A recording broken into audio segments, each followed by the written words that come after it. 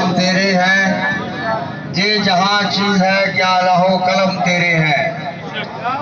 میری طرف سے اس محفل کو، بزرگان دین کو، سب کو دل کی گہرائیوں سے السلام علیکم۔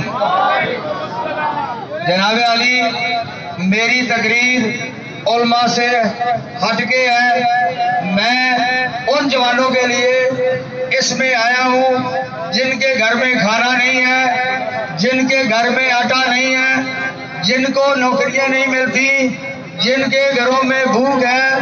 یہ اس طرح تو نہیں ہٹے گی۔